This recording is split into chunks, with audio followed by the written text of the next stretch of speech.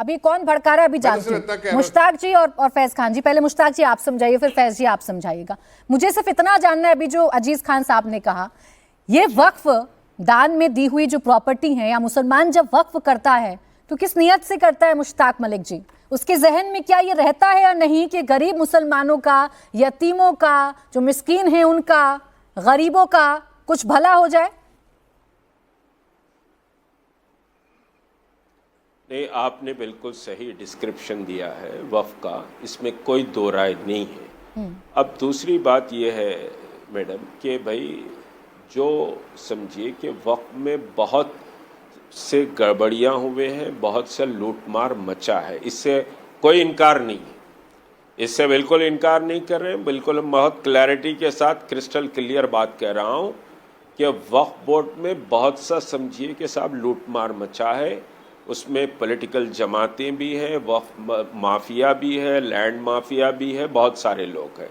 लेकिन एक सवाल मैं ज़फ़रुल इस्लाम साहब से ये करूँगा कि आप ये बिल लेकर आए कि साहब ये गरीब मजबूर समझिए लोगों को इससे फ़ायदा होगा, और फिर बार बार प्रधानमंत्री हो या समझिए अमित शाह हो या फिर आपके माइनॉरिटी मिनिस्टर किरण रिजिजू हो, उन्होंने ये कहा कि इससे गरीब खवातीन का भी भला होगा। ठीक है, मुझे एक क्लॉज बता दीजिए कि आपने एक रोड मैप इस बिल में दिया। चले ठीक, बहुत अच्छा सवाल। आप तो लिमिटेशन एक्ट के तहत समझिए जो जमीना है वो लैंड का जवाब लूंगी अभी ज़फ़र इस्लाम जी से। आप ले लीजिए, आप ज़फ़रुल इस्लाम से। बिल्कुल लेती हूँ। लेकिन मुश्ताक मलिक जी, मेरा सवाल अभी बाकी है आपसे। आपने बहुत अच्छे से यहाँ एक्सेप्ट किया कि बहुत सारी गड़बड़ियां वक्फ में हुई। तो जब वक्फ कानून आपके तरीके से चल रहा था, जब पिछली सरकारों ने सारी ताकतें दी थी, तब जाके इतना भ्रष्टाचार हो गया, तब जो मंशा वक्फ की है वो पूरी नहीं हो पाई,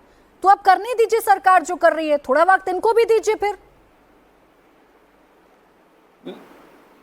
नहीं, एक बात मैं आपको कहूं कि देखिए सरकार की नीति और नीयत में बहुत फर्क है।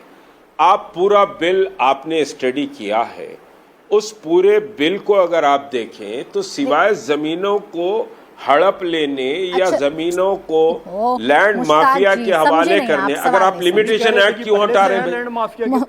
आप लिमिटेशन एक्ट क्यों हटा रहे हैं? आप मुझे बताइए कि आप जमीन को प्रोटेक्ट करने की बात करके भूमाफिया को हवाले करना चाहते हैं। मेरा सवाल मैं फिर दोहराती हूँ। 2013 वाला जो संशोधन था वो बहुत अच्छा संशोधन था। अभी तक जैसा वक्फ चल रहा था, वक्फ बोर्ड चल रहा था, आपको उसी स्थिति में चाहिए, यही बात है ना सर? तो जब आपके तरीके से सब कुछ चल रहा था, तब भी 58,890 प्रॉपर्टी पर कब्जा था, तब भी 8,72,851 प्रॉपर्टी में से 4,36,224 ऐसी प्रॉपर्टी हैं जिनके बारे में पता ही नहीं कौन मैनेज कर रहा है।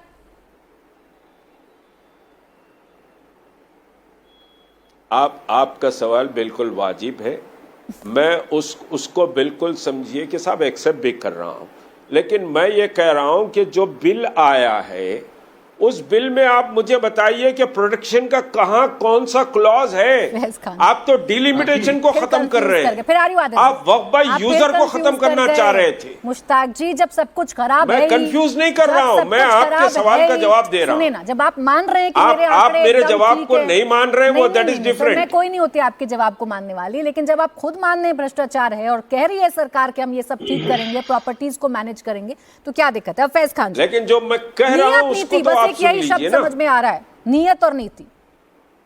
देखिए बात यह है ना, नियत और नीति की यदि हम बात करें तो जिन लोगों ने 15 अगस्त 1947 में पाकिस्तान बनाया और हैदराबाद को पाकिस्तान में मिलाने की साजिश की जिस कासिम रिजवी ने, उसकी पार्टी है असदुद्दीन ओवैसी की MIM।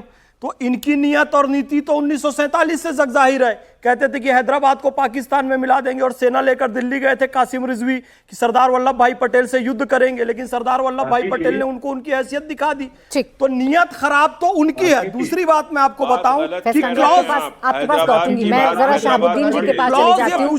मौलाना शहाबुद्दीन जी के पास पहुंच जाती हूँ मैं। मौलाना शहाबुद्दीन जी, यही बात जो फैज खान जी समझा पा रहे हैं, क्या आप भी यही बात समझा पाएंगे? क्योंकि सबसे बड़ा सवाल जो मुस्लिम पक्ष जो विरोध कर रहे हैं उनका यही है कि भाई हमें नियत और नीति पर सवाल है।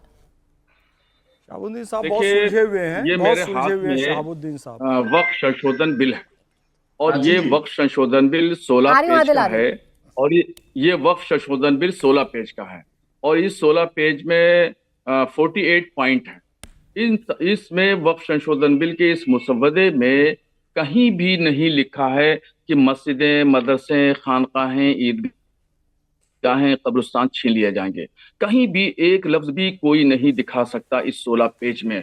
ये बिला वजह अपना वोट बैंक सीधा करने के लिए मुसलमानों को भड़का रहे हैं, उकसा रहे हैं, वर्गला रहे हैं और जो है वो हिंसक प्रदर्शन करने पर मजबूर कर रहे हैं। ये सिर्फ और सिर्फ वोट बैंक की राजनीति है और उन लोगों को दर्द और तकलीफ है जिन लोगों ने आलीशान आशियाने बना रखे हैं, नाजायज कब्जे कर रखे हैं। और इस वक्फ संशोधन बिल से वक्फ बोर्डों में जो भ्रष्टाचार है वो खत्म होगा और जायज मकसद के लिए ये इस्तेमाल होगा।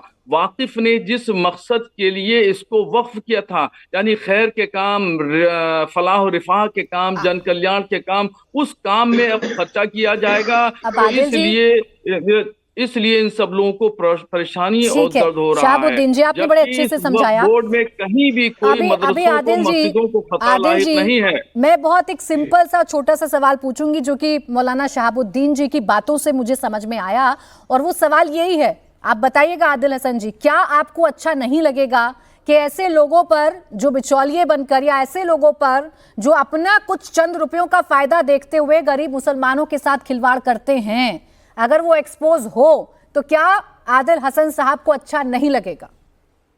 मैम, आपको तो मैं नहीं भूला, मलिक साहब भी बोल रहे हैं कि 12 साल वाला लिमिटेशन को जो है खत्म कर रहे हैं आप।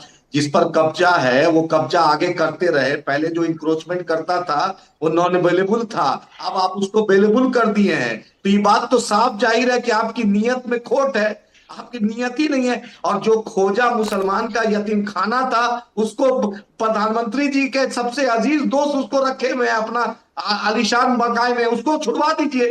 बोलिए जफरुल इस्लाम को पहला नोटिफिकेशन निकाल दे, उसको खाली करवा दे। आदिल हसन जी, जो हुआ नहीं पहले उस पर चर्चा कर लेंगे, जो हो गया आदिल हसन को उस पर चर्चा करनी नहीं। लिमिटेशन एक्ट सरकार लेकर आ रही है, मान लिया खराब है, चलिए जो कब्जा है वो कब्जा जारी रहेगा, चलिए मान लिया। इससे पहले रुके आदिल जी, पहले सवाल सुनिए। इससे पहले जब सरकार ये कानून लेकर नहीं आई थी, जब लिमिटेशन एक्ट लागू नहीं हो रहा था, कितने कब्जे छुड़ाए आपने? जवाब दें इस बात का। कितनी प्रॉपर्टीज पर अस्पताल बनाए आपने? कितने यतीम खाने खोले आपने? दीजिए जवाब। मैडम, ख्वाजा बंदा नवाज जो गुलबर्गा शरीफ में मेडिकल कॉलेज, इंजीनियरिंग कॉलेज और 1935 से स्कूल चल रहा है वहां, जब नरेंद्र मोदी भी पैदा नहीं हुए थे। तो वक्त सिर्फ हैदराबाद में है? नहीं, वक्त की संपत्ति से हैदराबाद में है। पूरे देश की बात करिए ना, पूरे देश की बात करिए। आप कहाँ हैदराबाद तक चुप हो जाते हैं? शहाबुद्दीन दलाल जो है चुप कराइए। बेटा तमीज से बात कर, शहाबुद्दीन साहब के बारे में गलत नहीं बोलना। ईमान वाली हक वाली बात कह रहे हैं शहाबुद्दीन साहब, उनको दलाल नहीं बोलना, ध्यान रखना, तमीज से बात करना।